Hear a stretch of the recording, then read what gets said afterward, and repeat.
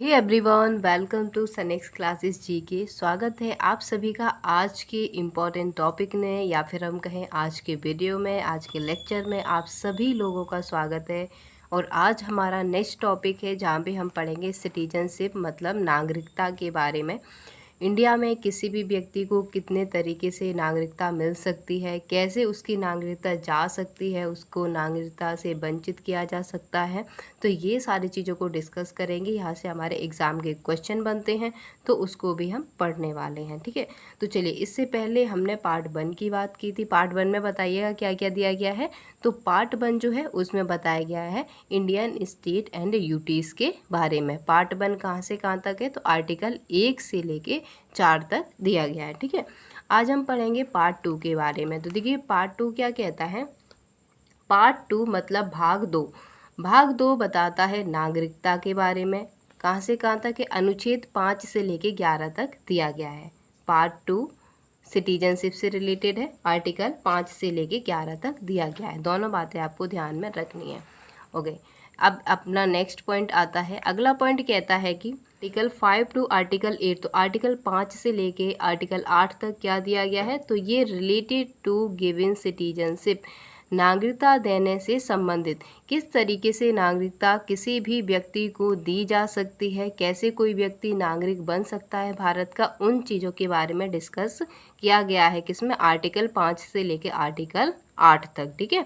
और ये नागरिकता का जो नियम बनाया गया है वो कहाँ से कब तक का है, तो मतलब संविधान लागू होने के समय। तो ये सारी चीज़ों को हम डिटेल में डिस्कस करेंगे, तब आपको और अच्छे से क्लियर चीज़ें हो जाएंगी।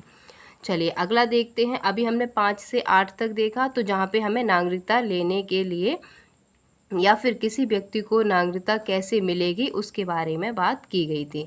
यहीं पे बात करते हैं 9 से लेके 11। तो आर्टिकल 9 से 11 तक में क्या बताया जाता है, तो 9 से 11 तक में बताया जाता है regarding citizenship rights of parliament. क्या हो जाएगा, regarding citizenship rights of parliament, नागरिकता के संबंध में संसद के अधिकार। संसद के कौन कौन से अधिकार हैं नागरिकता के संबंध में, उनके बारे में बात की जाती है। जैसे जैसे नागरिकता जो है, सिटीजनशिप है, इसके ऊपर लॉ कौन बना सकता है, कौन इस पर कानून बना सकता है, तो ये सारी चीज़ों के बारे में बात की गई है, ठीक है। तो इतनी चीज़ों को आप ध्यान में रखना है। 5 से 8 तक क्या कहता है, 5 से 8 तक कहता है कि किस तरीके से हम सिटीजनशिप ले सकते हैं, और 9 से 11 हमें बताता है कि क्या क्या राइट्स हैं पार्लियामेंट के सिटीजनशिप के रिगार्डिंग। ओके, चलिए अब हम डिटेल में एक एक आर्टिकल को पढ़ेंगे, बहुत अच्छे से पढ़ने वाले हैं और आपको सारी चीज़ें क्लियर हो जाएंगी। और मैंने यहाँ पे हिंदी में लिख दिया है क्योंकि हिंदी में चीज़ें जल्दी हमें समझ में आ जाती हैं। अब यहाँ पे लिखा हुआ है आर्टिकल 5, ध्यान से पढ़िएगा। आर्टिकल 5 क्या कहता है, संविधान के लागू होने के समय राज्य क्षेत्र में निवास के आधार पर नागरिकता। आर्टिकल 5 कहता है कि जब संविधान लागू हुआ उस समय पे जो लोग भारत की टेरिटरी के अंदर थे, भारत के अंदर थे, या फिर जो भारत में निवास कर रहे थे, वो भारत के नागरिक माने जाएंगे, ठीक है। Citizenship by virtue of residence of the territory of India at the time of commencement of the constitution. But article 5 में ये बात तो कही गई है, पर इसमें भी कुछ शर्तें दी गई हैं। क्या क्या शर्तें हैं वो, तो हम शर्तों को पढ़ते हैं। 3 शर्तें दी गई हैं, कौन कौन सी, तो यहाँ पे 3 शर्तों में से किसी एक शर्त को भी अगर आप फॉलो करते हैं तो उस केस में आपको भारत की नागरिकता स्वतः ही मिल जाएगी। जैसे पहला शर्त कहती है कि जन्म भारत के राज्य क्षेत्र में हुआ हो। जिस व्यक्ति को नागरिकता चाहिए, जो नागरिक बनना चाहता है, उस व्यक्ति का जन्म भारत के किसी भी राज्य क्षेत्र में, मतलब किसी भी राज्य में हुआ हो, भारत की टेरिटरी के अंदर हुआ हो, तो वो भारत का नागरिक माना जाएगा। क्या हो जाए, तो वो भारत का नागरिक माना जाएगा। कब, संविधान लागू होने से पहले की, ठीक है। या फिर दूसरी कंडीशन कहती है, यहाँ पे या लिखा हुआ है, तो तीनों में से कोई एक कंडीशन अगर फॉलो कर रहा है तो वो स्वतः ही नागरिक माना जाएगा। दूसरी कंडीशन है माता पिता में से किसी एक का जन्म भारत में हुआ हो, ठीक है। तो संविधान लागू होने से पहले माता या पिता में से कोई एक भारतीय हो, तो उस केस में भी जो बच्चा होगा, जो व्यक्ति होगा, वो क्या माना जाएगा, भारत का नागरिक माना जाएगा। या फिर न्यूनतम 5 वर्ष पहले से भारत में निवास कर रहा हो। संविधान लागू होने से पहले, संविधान लागू होने के 5 वर्ष पहले से यदि कोई व्यक्ति भारत में रह रहा है तो उसको स्वतः ही नागरिकता मिल जाएगी। ये किस में लिखा हुआ है? ये आर्टिकल 5 में लिखा हुआ है। चलिए अब हम आगे पढ़ते हैं।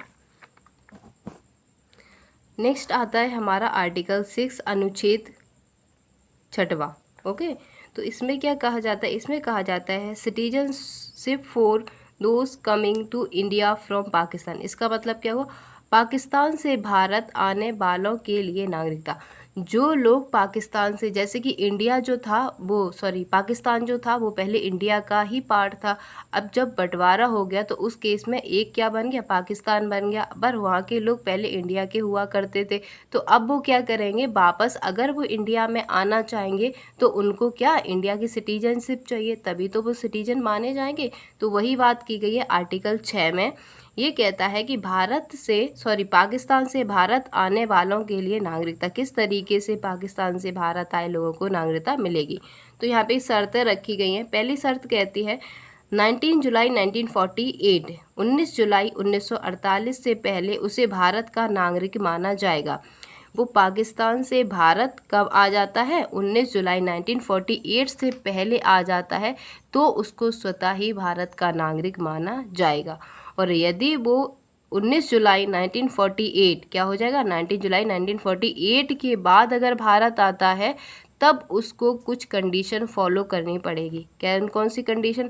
पहले रजिस्ट्रार ऑफिस जाना पड़ेगा। रजिस्ट्रार ऑफिस जाओ, उसके बाद क्या करना है? रजिस्ट्रेशन करवाना है। और रजिस्ट्रेशन करवाने के बाद यहाँ पे 6 महीने तक रहना है। क्या करना है? 6 महीने तक भारत में निवास करना है। उसके बाद आप भारत के सिटीजन माने जाएंगे और सिटीजनशिप मिल जाएगी। ये बात किस में की गई है? आर्टिकल 6 में की गई है।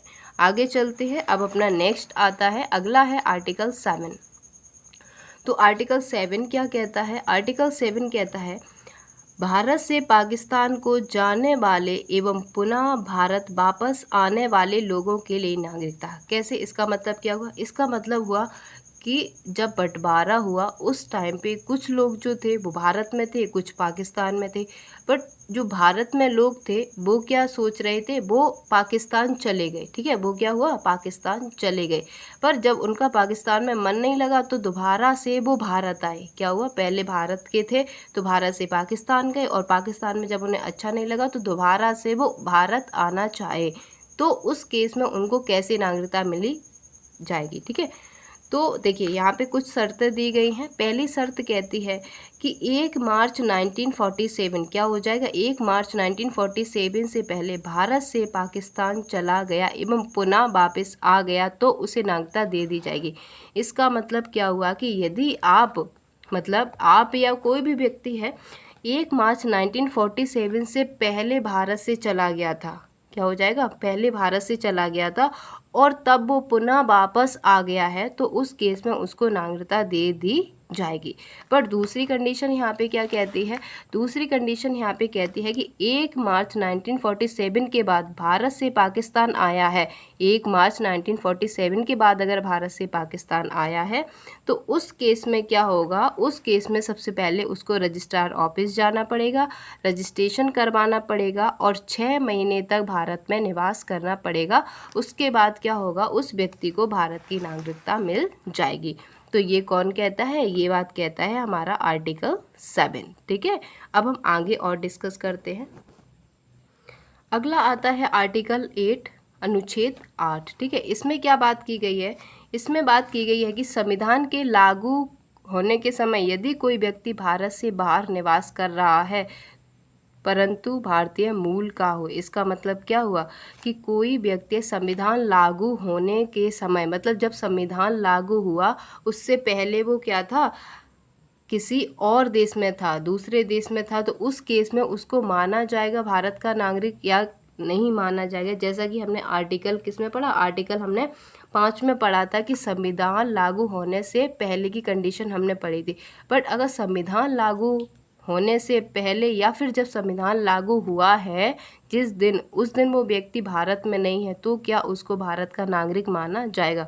तो इसके लिए भी कुछ शर्तें हैं, जैसे कि शर्त आती है उसके माता पिता, दादा दादी, नाना नानी में से कोई एक गवर्नमेंट ऑफ इंडिया 1935 के तहत भारत का निवासी रहा हो।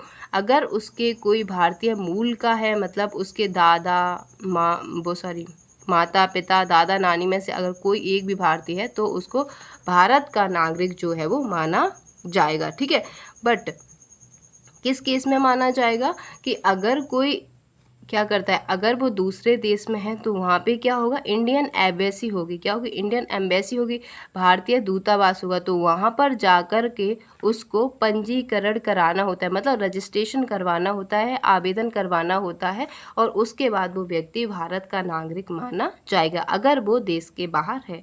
तो ये बात की गई है किसमें, ये बात की गई है आर्टिकल 8 में। ठीक है, अब हम बात करते हैं आर्टिकल 9 की। तो आर्टिकल 9 क्या कहता है, अनुच्छेद 9 क्या कहता है कि व्यक्ति द्वारा अन्य देश की नागरिकता। अभी हमने क्या पढ़ा था, अभी हमने जो देखी थी चीज़ें वो हमने देखी थी आर्टिकल 5 से लेके 8 तक, जहाँ पे बात की गई थी कि सिटीजनशिप मतलब नागरिकता किस तरीके से हमें मिल सकती है। अब हमारा आता है 9 से 11 तक, किस तरीके से हमारी नागरिकता जा सकती है उसके बारे में बात की गई है। ठीक है, तो आर्टिकल 9 कहता है कि व्यक्ति द्वारा अन्य देश की नागरिकता लेने पर भारत की स्वतः समाप्त हो जाएगी। अगर आपके पास भारत की नागरिकता है और अगर आपने किसी दूसरे देश की, अमेरिका की नागरिकता ले ली या फिर किसी दूसरे देश की नागरिकता ले ली, तो उस केस में आपकी स्वतः ही अपने आप ही भारत की नागरिकता जो है वो ख़त्म कर दी जाएगी। ये कहता है आर्टिकल 9। नेक्स्ट आता है हमारे पास आर्टिकल 10। तो आर्टिकल 10 क्या कहता है, ये कहता है कि संसद, जिसको हम पार्लियामेंट कहते हैं, संसद द्वारा निर्मित किसी कानून का उल्लंघन करने पर व्यक्ति को उसकी नागरिकता से वंचित किया जाएगा या फिर किया जा सकता है। तो इसका मतलब क्या हुआ कि जो पार्लियामेंट जो लॉ बना रही है, यदि कोई व्यक्ति उस लॉ को उल्लंघन करता है, उसको नहीं मानता है, कुछ भी उसमें ऐसी छेड़छाड़ करता है जिससे कोई प्रॉब्लम हो सकती है, तो उस केस में उस व्यक्ति की जो नागरिकता है वो चली जाएगी और उसको उससे वंचित कर दिया जाएगा। ठीक है, नेक्स्ट आती है an important, very very important article है, आपका बहुत बार पूछा गया है। ये पढ़ाने का सिर्फ एक ही मतलब था कि हमारे 2 क्वेश्चन यहाँ से बन जाएंगे। ठीक है, तो एक क्वेश्चन जैसा कि हमने पहले डिस्कस कर लिया, जहाँ पे हमने बात की थी कि नागरिकता कौन से पार्ट में है, तो पार्ट 2 में है, भाग 2 में है। कहाँ से कहाँ तक है, 5 से लेके 11 तक दी गई है। ठीक है, अब हमारे पास जो 11 आर्टिकल है, इस वेरी इंपॉर्टेंट आर्टिकल, आपको आर्टिकल 11 कहता है नागरिकता, सिटीजनशिप से संबंधित कानून संशोधन केवल संसद ही कर सकती है। कौन कर सकता है, केवल संसद करेगी। कौन करेगा, केवल संसद ही कर सकती है, चाहे वो नागरिकता में किसी कानून को बनाना हो या फिर उसमें किसी भी अमेंडमेंट को करना हो। ठीक है, तो ये सारे काम किसके होते हैं, संसद के होते हैं। ओके, सो आई होप आपको सारी चीज़ें क्लियर हो गई होंगी दोस्तों। अगर कोई भी प्रॉब्लम है तो प्लीज़ हमें कमेंट सेक्शन में ज़रूर बताएं।